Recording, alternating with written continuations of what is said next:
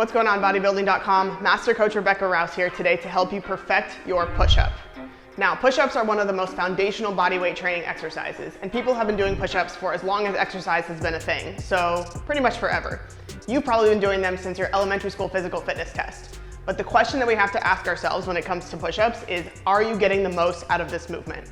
If you're going only part way down, or you're going all the way down and doing the worm to get back up, the answer is probably no. But today I'm going to give you a series of progressions to help you go from wherever you are now to doing full range of motion, perfect push-ups from the floor. Let's dive in. When it comes to perfecting your push-up, the first thing we have to be able to do is create full body tension. Since push-ups are performed on the floor, we need to be able to connect to the ground and produce tension from the ground up. We'll start by doing a hard style plank. You're gonna get into a forearm plank and then contract every muscle you possibly can from your neck down to your toes for a very short period of time, about 10 to 15 seconds. So you're gonna start by clenching your fists, bring your knees up off the ground, roll your shoulders back and down out of your ears, then contract your abs, squeeze your glutes, and push up, contracting everything just for a few seconds. You should start to feel very tired in a short amount of time. That is the foundation for your push-up, that full body tension from the ground up. Once you've been able to produce that full body tension in the forearm plank, we want to translate that into our high plank or push-up position. Keep in mind that in your high plank, you're not just passively resting on the floor, you're actively connecting to the ground with your fingers and your toes. It's ideal to do these barefoot if you can. Get into your push-up position, actively squeeze your fingers, your toes, your quads, your glutes, and you're just gonna hold and contract for about 10 to 15 seconds. Again, all of your muscles should feel very tired after just a short period of time holding in that position. That is the power of producing tension. The next step is to complete push-ups on an incline surface. You could use a box, a bench, a Smith machine, or a barbell in the squat rack.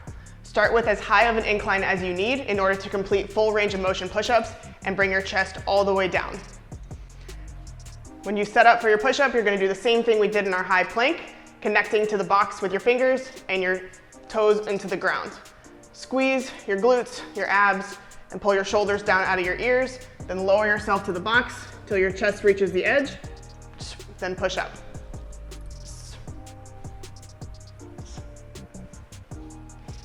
Once you're proficient there, lower the incline and do the same thing.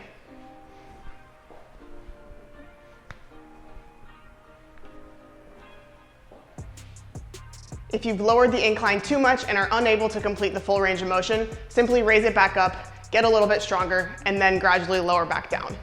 The next progression is eccentric or slow negative push-ups.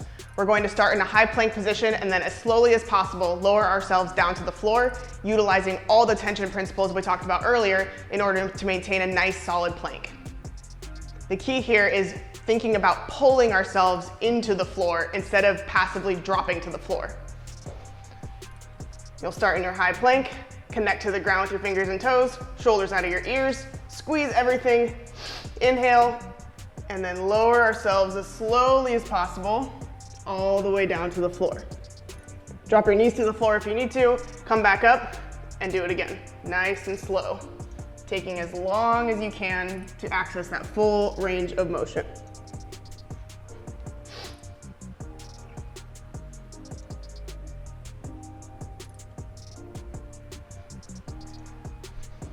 After just a couple of reps, your heart rate should be up and you should feel your whole body working to maintain that tension. Once we've got control of the full range of motion going down, we want to work the way up. We're going to use assistance from our own body in the form of knee push-ups, but probably different than the knee push-ups you've seen before. In this version of knee push-ups, you're going to keep your toes on the ground because eventually you just want to take your knees away and still be able to utilize the connection to the ground with your feet. We're going to start the same way as we did on our eccentrics, but go normal tempo, then drop both knees to the floor, push up, bring your knees up, and repeat. Once you're good there, drop to one knee and alternate sides so you do the same on both sides. Lower down without knees, drop one knee to the floor, push up, do it again. This time switch knees.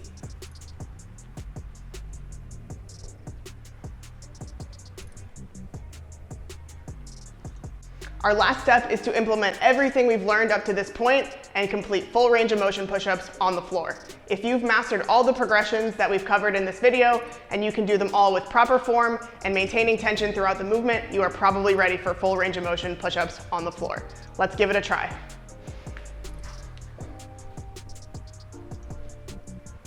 If you're not quite there yet, go back to whichever progression you felt was the most helpful or wherever you felt the most stuck and build your way back up from there.